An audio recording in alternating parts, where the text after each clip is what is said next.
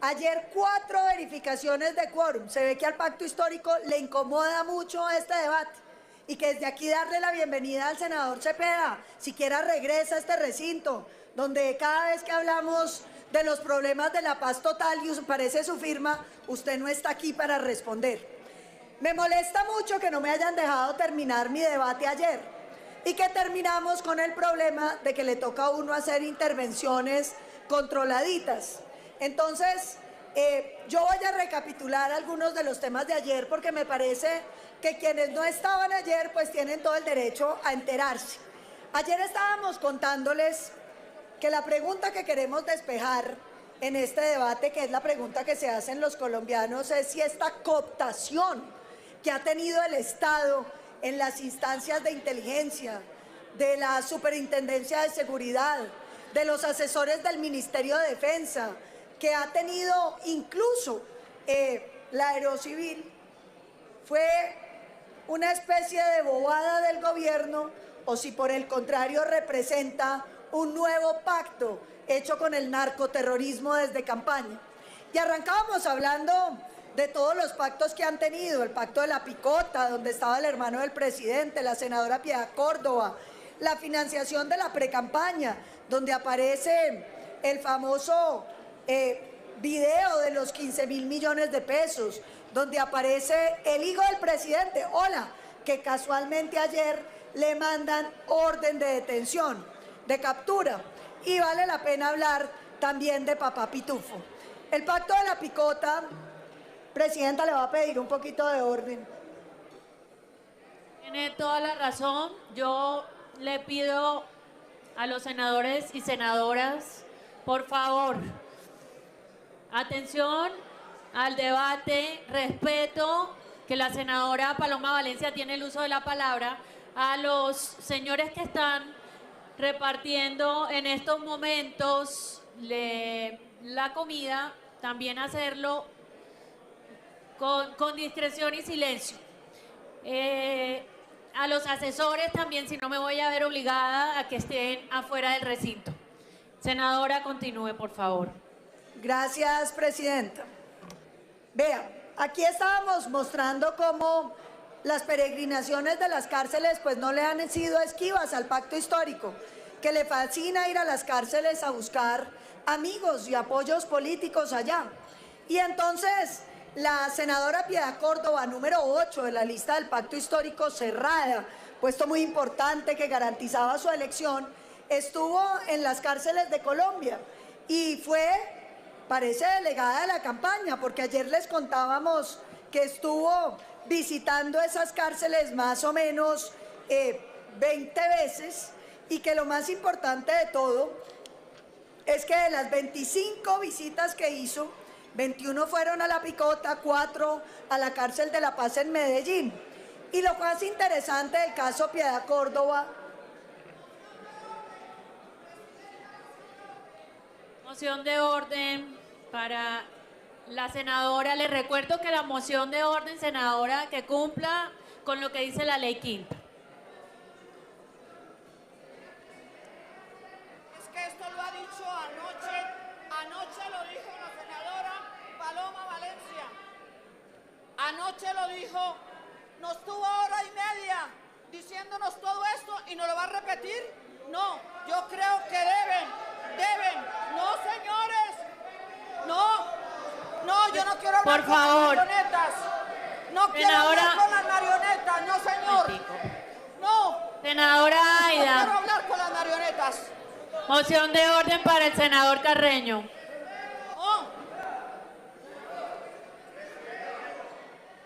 ¡Ey! Senadores, Sonido para el senador Carreño. Escúchame, por favor. Silencio. Con todo el respeto yo les digo una cosa. Senadora Bella, con todo el respeto le digo algo. ¿Quién fue la que hizo levantar ayer la sesión? Fue usted. Porque este debate se hubiera surtido ayer. Fue usted la que hizo levantar esto. Déjame hablar. Respétame la palabra. Respeto, por senadora, favor, tiene el uso de la palabra el senador Carreño. Senadora, pero respéteme la palabra. Senadora, senadora, ya la escuchamos. Ayer la escuchamos. No me Por favor, entonces, senador Carreño, ¿ya usted hizo su moción? Termine por 30 segundos. 30 segundos Repito. para el senador Carreño. Le digo a los colombianos, ayer estuvimos acá escuchando y prestando el debate, el ministro estuvieron los citados, pero fue usted, senadora, la que hizo levantar la sesión, solo eso. Gracias. Senadora Aida, el debate lo organiza la mesa directiva. Le di la palabra a la citante por 20 minutos y así vamos a proceder. Senador Iván Cepeda. Muchas gracias, señora presidenta. Yo pediría un poco de atención, silencio y respeto en este recinto. En lo posible, si podemos dirigirnos sin gritos, sería ya un avance importante. Con el mayor gusto, senadora Paloma Valencia, la vamos a escuchar porque eso que usted dice que tenemos temor o malestar por las revelaciones que usted va a hacer, no tiene ningún fundamento. Por favor, proceda a hacerlas. Pero, presidenta, yo sí le pediría, en ejercicio de mi legítimo derecho a la réplica, que se me permita intervenir, una vez lo haga la senadora Valencia, con el tiempo necesario para poder darle respuesta, que es lo que ella está pidiendo. Claro que sí, senador. Aquí todos tienen garantías y así vamos a proceder. Magnífico. Tiene el uso de la palabra el senador Motova para una moción de orden. Presidenta, muchas gracias. Lo primero, mencionar lo que usted ha señalado. La mesa directiva es la que establece el orden del debate y el tiempo a quien cita este debate de control político. Usted ha considerado que son 20 minutos y esta plenaria debe respetarlo. Este es un debate al gobierno. Por eso no entiendo por qué desde ayer ha intentado los aliados del gobierno sabotear la intervención de la senadora Paloma Valencia. Este es el Senado de la República. Aquí actuamos con reglas democráticas. No faltaba más que no se pueda adelantar un debate de control político porque los gobiernistas se sienten afectados. Den el debate en el uso que les corresponde en los partidos políticos. Argumenten, refuten, pero no vamos a permitir que silencien la voz de la senadora Paloma Valencia como lo hicieron con el senador Miguel Uribe. Muchas gracias, presidenta.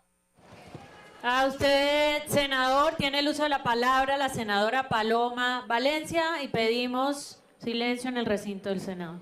Presidenta, muchas gracias. Vea, yo entiendo que este debate es muy complejo porque la evidencia es demoledora. Pero déjenlo hacer, senadores. Porque acuérdense que la oposición también tenemos días de la oposición. Y si no lo quieren, lo hacemos los 3 días seguidos para que el país pueda enterarse de lo que está pasando.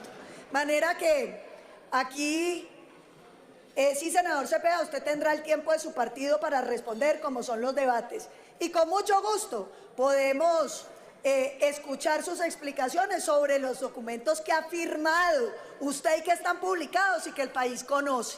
Porque lo que pasa es que usted no viene y por eso no se entera que aquí se los hemos mentado ya varias veces. De pronto si viniera más por este recinto se enteraría. Pero bueno, yo quería hablar de la senadora Piedad Córdoba. No mal, ni faltándole al respeto, no señor. Hablando de las confesiones del hermano de la senadora Piedad Córdoba, de los documentos del Departamento de Justicia de los Estados Unidos, donde muestran que la senadora tenía una amistad gigantesca con el régimen venezolano que hasta le pagó $320,000, que cuando ese hermano que confesó que tenía vínculos con el narcotráfico y que andaba vendiendo drogas, también hablaron de Piedad Córdoba y la reunieron con los compradores de drogas, senador Pinto, y que ella se comprometió a mover el poder que tenía para garantizar que el negocio se hiciera con toda tranquilidad. Pero vale la pena decir que eso no es todo. Aquí estábamos mostrando un tema que es bien importante, como el socio de Álvaro Córdoba tenía acceso directo a la droga de las FARC y que alias la tía, Piedad Córdoba, que también algunos dicen que era Teodora, en los computadores que no dejaron salir a la luz pública de Raúl Reyes, fue la que presentó al régimen de Chávez con Alex Saab, fíjese usted, y que Alex Saab tenía una misión para ella, hacerle pagar a Venezuela 30 millones de dólares por exportaciones ficticias para lavar la plata del narcotráfico. Ahí es donde inicia esta bella amistad de Alex Saab, Piedad Córdoba, relojes costosos y el régimen de Maduro, hoy a punto de caer por sus vínculos con el narcotráfico. Me llamó mucho la atención esta reunión. Ustedes conocen a los personajes que están allá, donde el senador Roy Barreras les cuenta que ya se supo que Piedad Córdoba estaba visitando las cárceles. ¿Para qué? Para ofrecer impunidad a cambio de apoyo político. Oiga eso, qué belleza. Impunidad a cambio de apoyo político, incluyendo los pabellones de los extraditables. Y entonces, la reunión, ¿sabe qué? Eso es como que le cuenten a uno que hoy hay costilla para el almuerzo. A nadie le inmutó, a todo el mundo le pareció muy bien. Y vale la pena venir a ver que no solamente fue Piedad Córdoba, sino el hermano del presidente. Y yo no puedo dejar de mostrar este video del hermano del presidente contando cómo fue que ganaron las elecciones.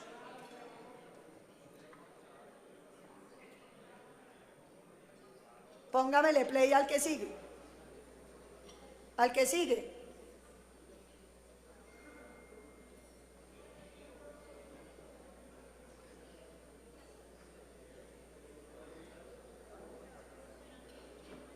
Vaya y mira. Bueno, que me descuenten este tiempito y ahorita los ponemos porque están teniendo problemas ahí. De cabina, por favor, la presentación de la senadora Paloma Valencia. Vaya, Luis Fer.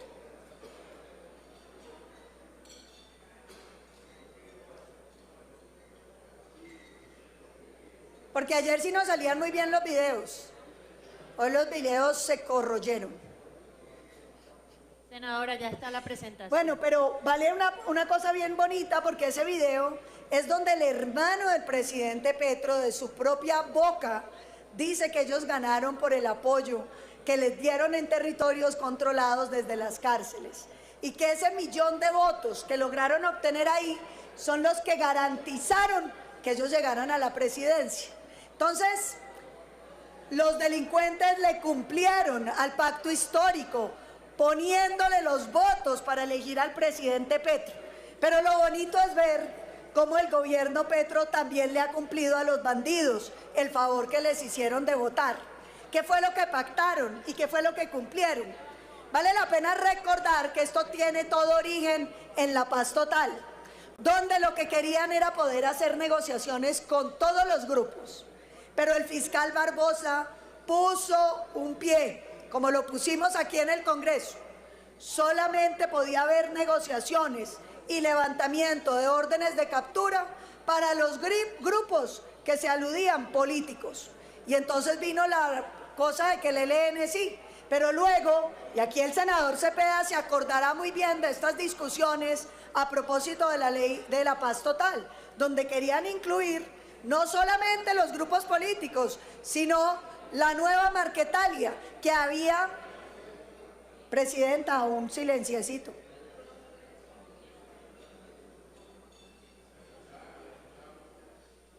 Continúe, senadora. La nueva Marquetalia, que había firmado los acuerdos, que se había dedicado a traficar droga, y el senador Cepeda los defendía con la teoría del entrampamiento, ¿se acuerdan?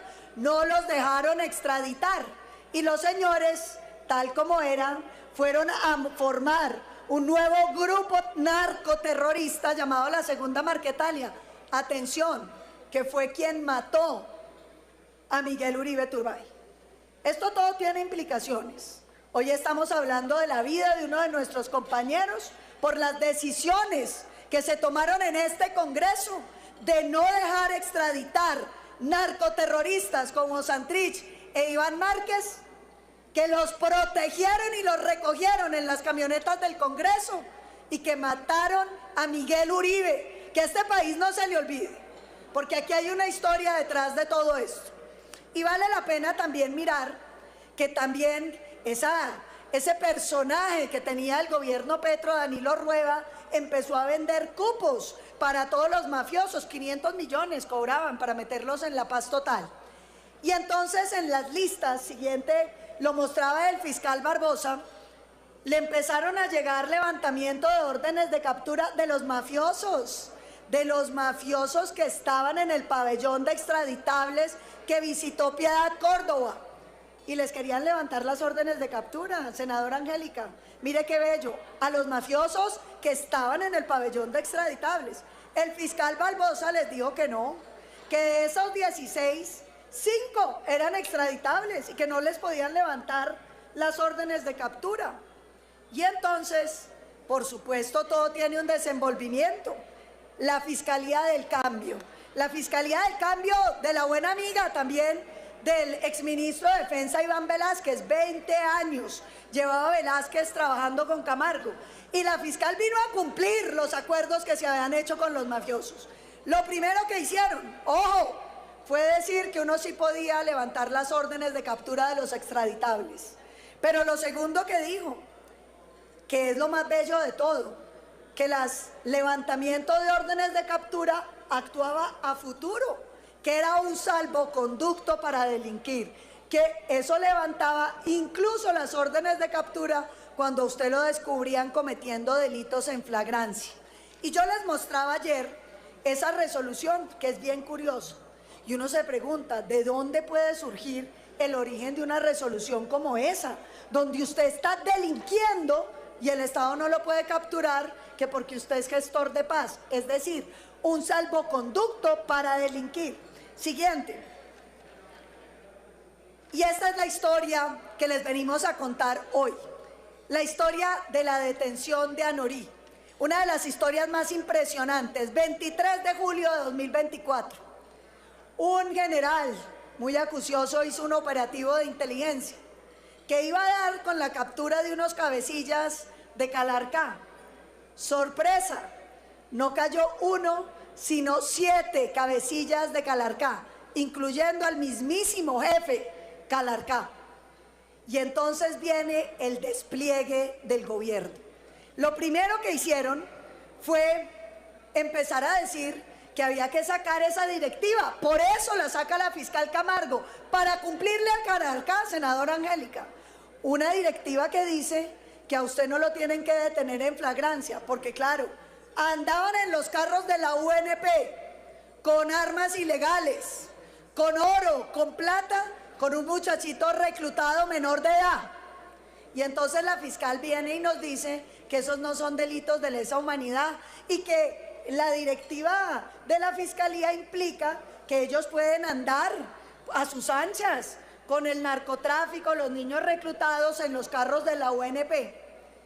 Presidente Petro salió a decir que tranquilos colombianos, que ellos seguían capturados. Mentira.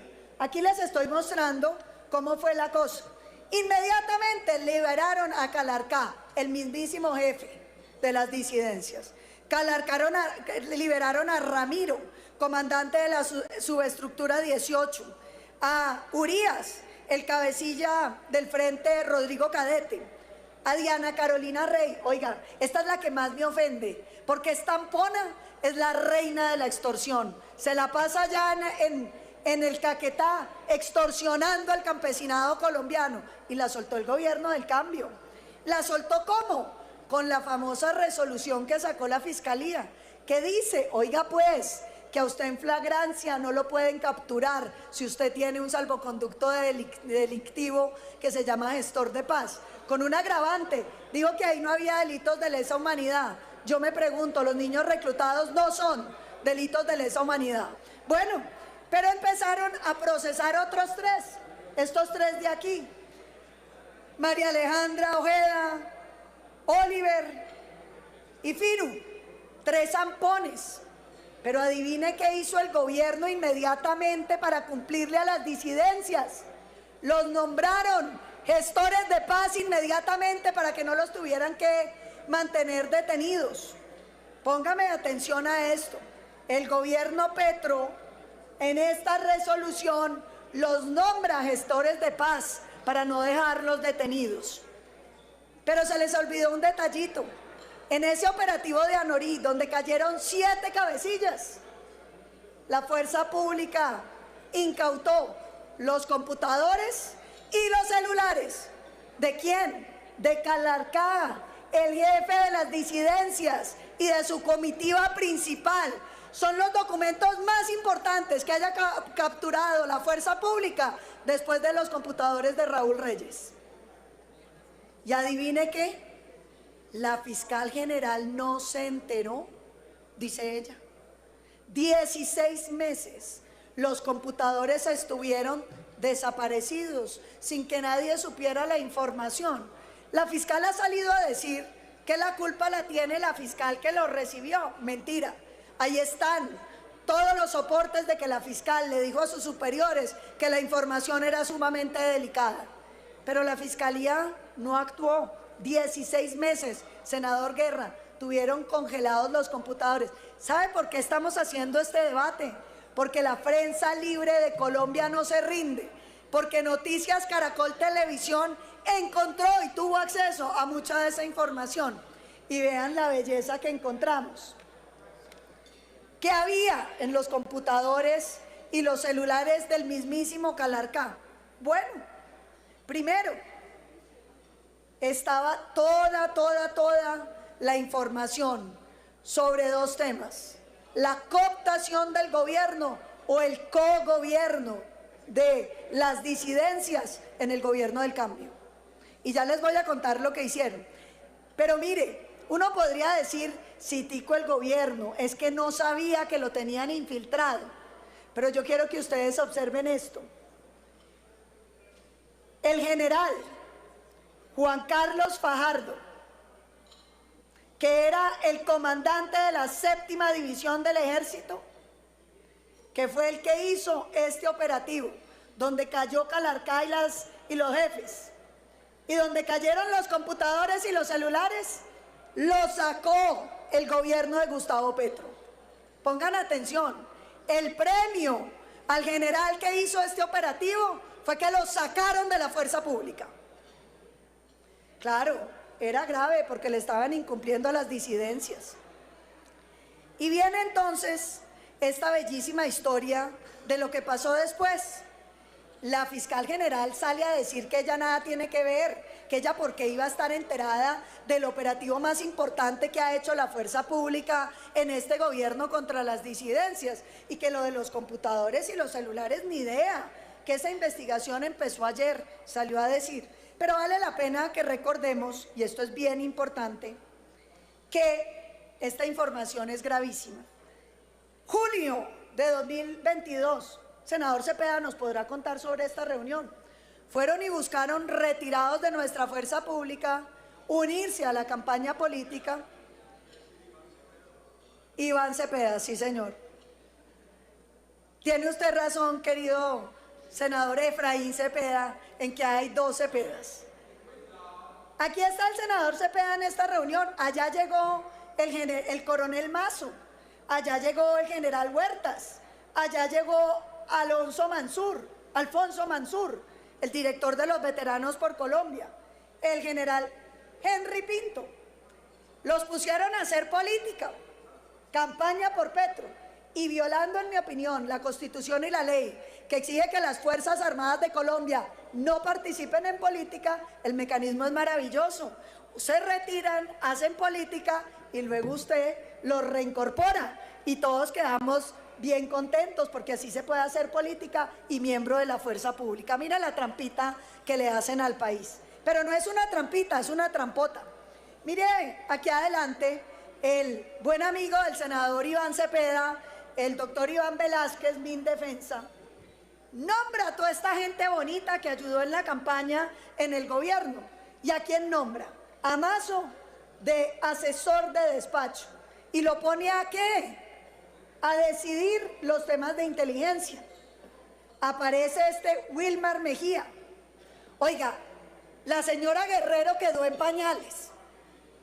Porque es que Wilmar Mejía era un licenciado de educación física que lo nombran agente en la DNI. Oiga pues, y al año se convierte en el director de inteligencia. Berraco, ese man tiene talento. ¿De dónde salió? ¿Quién le hizo el polígrafo? ¿Cuáles eran? ¿Cumplía los requisitos para ser director de inteligencia? El señor Wilmar es el mismo que ya le... ¿Ah? Peor que un bodeguero, querida senadora. Pero era tan de confianza del presidente Petro que lo nombran al mismo tiempo representante del presidente en la Universidad de Antioquia. O sea, bien cercano, que usted no nombra un bodeguero en la universidad. Pues bueno, fíjese que el señor una carrera meteórica, pero aquí viene el primer incidente que es supremamente grave. El gobierno del presidente Duque recibió información de entidades de inteligencia extranjeras que mostraban que Huertas era una ficha de los narcoterroristas. Y el presidente Petro lo reincorpora y lo quiere nombrar comandante del ejército.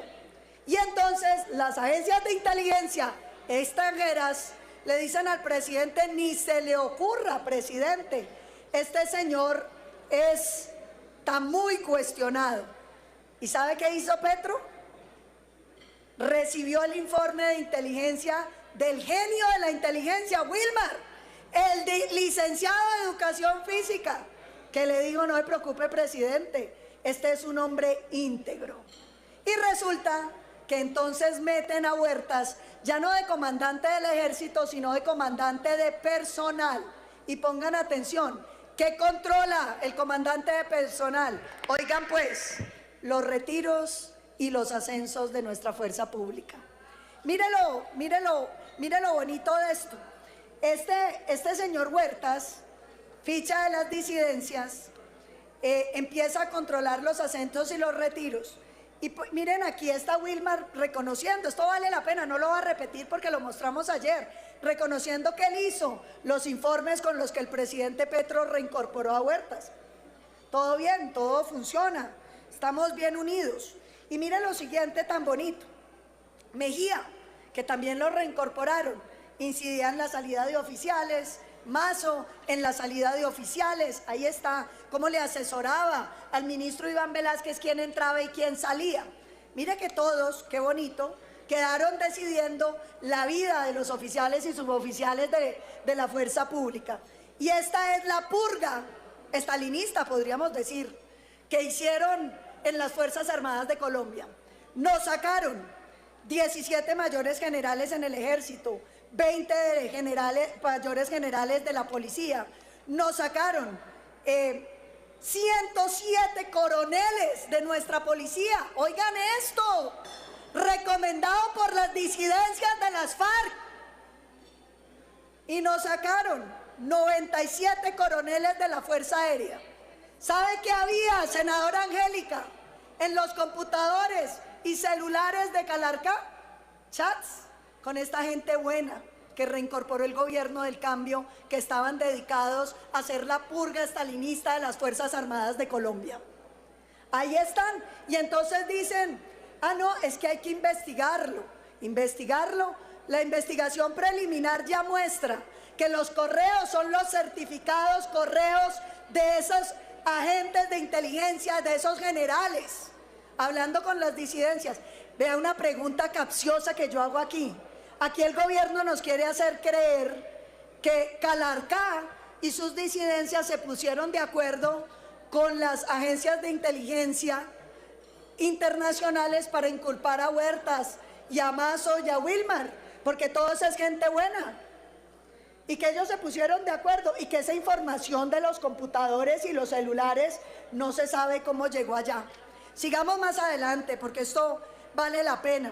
Aquí está la destrucción de nuestra fuerza pública. No en vano tenemos los resultados de seguridad, donde el homicidio crece, donde todo avanza. Y aquí vale la pena mencionar que la secretaria de gabinete de Mindefensa, aquí presente, también fue UTL del senador Iván Cepeda. Esto para mostrar la vinculación que se tiene con el ministro, que hace parte de la entraña del pacto histórico, para que no digan que son decisiones de un ministro que ya salió y que nada tiene que ver con el gobierno. Claro que tiene que ver con el gobierno y con su candidato. Sigamos adelante. Mire aquí la belleza. Este sí es el organigrama estrella.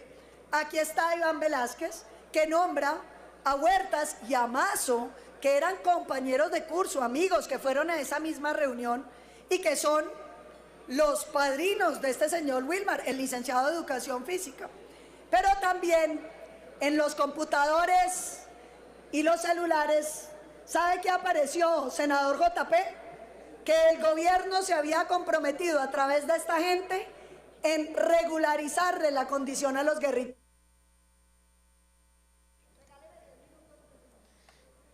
Sonido para la senadora Paloma, por favor. Les iban a dar, oiga, senador Inti, les iban a dar agencias de seguridad.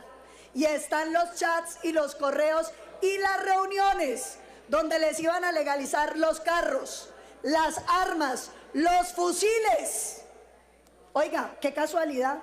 Este señor Alfonso Mansur tiene investigaciones en la Procuraduría por 18 licencias express de empresas de seguridad. Qué bello el gobierno del cambio, qué bello. Y vale la pena que pasemos a la Dirección Nacional de Inteligencia, todita en manos del M-19.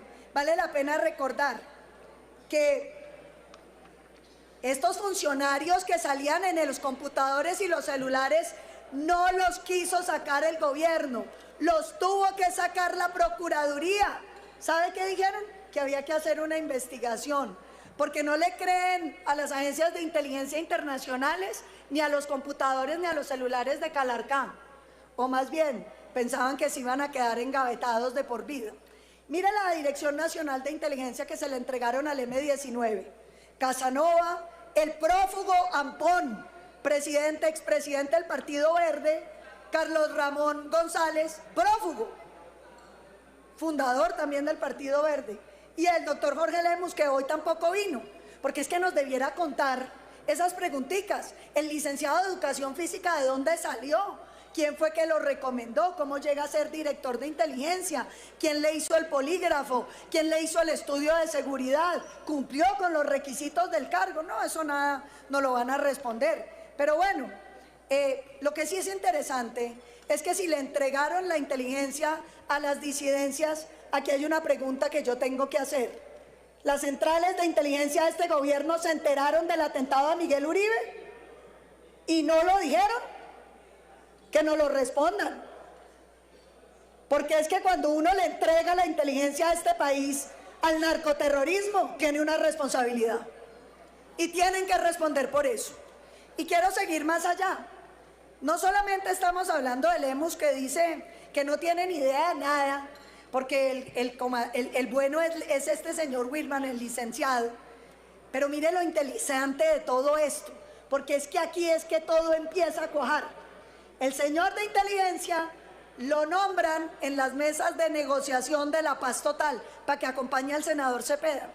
¿De cuándo acá la inteligencia participa en mesas de negociación con grupos ilegales? Pero es interesante porque se vuelve la DNI ahora la central de negociación. Y ponga atención a lo siguiente. Aquí está el proyecto de este gobierno donde querían centralizar toda la inteligencia en la DNI y querían darle facultades al presidente para otorgar investigaciones de inteligencia de forma verbal. Vea la belleza, para chuzar a la oposición o para perseguirla, para que era que querían eso los del pacto, que también nos lo cuenten. Pero vale la pena recordar lo que ha hecho la Fiscalía para cumplirle a las disidencias y a todos los grupos narcoterroristas. Yo ya les conté, cambió para que no los puedan capturar en flagrancia. Decidió que sí se pueden levantar órdenes de captura de extraditables. Oiga pues, y lo más interesante de todo, viene destruyendo la Fiscalía General de la Nación. María Fernanda, usted me lo había comentado y aquí están las cifras. Mire, resulta que ella sale y dice que es que nos hace falta más fiscales especializados en el Gaula para que hubiéramos podido saber rápido de lo que estaba pasando en esos computadores. Pues bueno, vamos a pasar de 120 para la investigación del secuestro y de la extorsión a 40. Porque claro, como el secuestro solo se ha duplicado y la extorsión ha crecido en 57%, no se necesitan 10.000 casos de extorsión que se guardarán en los ataqueles como mecanismo para defender a las disidencias. Y aquí están los 3 documenticos que ha firmado el senador Cepeda, el senador Iván Cepeda. El primero, mire esta belleza, querido senador Alejandro, mire esto. Los acuerdos adoptados en la mesa en relación con las transformaciones son de obligatorio cumplimiento para las partes y deberán convertirse en políticas de Estado. Oiga, con la sola firma del senador Cepeda, usted obtiene una política de Estado. Él representa a todo el Congreso de la República cuando negocia con el ELN. Usted, senador Carreño, que le toca hacer tanta briega para sacarle los beneficios a la fuerza pública, pues los terroristas, con la firma del senador Cepeda, de una vez construyen política pública en este país. La segunda, mire qué bella, dice, acepta el reclutamiento de menores. Firmó el senador Cepeda con el ELN, no utilizar de manera alguna menores de 15 años de edad en el conflicto armado, porque los de 16, 17 y 18 sí los pueden reclutar. Gracias, senador Cepeda. Los padres de familia de Colombia se lo agradecen. Y la última perlita, el senador Cepeda legitima el secuestro con fines económicos. Dicen, hemos acordado esta tregua por 180 días. Y entonces en esa tregua dicen que no se pacta nada, pero el ELN agrega que por esos 180 días, de manera unilateral y temporal, se van a suspender las retenciones de carácter económico. Mejor dicho, después de la tregua con la firma del senador Cepeda, que secuestren a los colombianos y que le saquen la plata, como se la han venido sacando siempre. Y yo quiero terminar mostrándoles a ustedes el video de Benedetti, que no se nos puede olvidar. No se oye muy bien, pero se lo resumo. Benedetti dice, ¿cómo se atreven a maltratar a un man que les hizo 100 reuniones políticas y les consiguió 15.000 millones de pesos? Bueno, ¿de dónde vienen esos 15.000 millones de pesos? Ayer le mandaron orden de captura a Nicolás Petro, que le recibió la patrica al hombre Malboro, al Turco Isaca y a todos los bandidos, pero nos dicen tranquilos que la plata no les llegó a la campaña, el hijo del presidente se la robó. Imagínense la defensa que nos dan. Y yo quiero terminar con esto nuevo. Cuando todos sabemos que la segunda Marquetalia goza de la protección de Maduro, que el ELN goza de la protección de Maduro, que las disidencias gozan de la protección de Maduro, y el gobierno de los Estados Unidos le puso fin.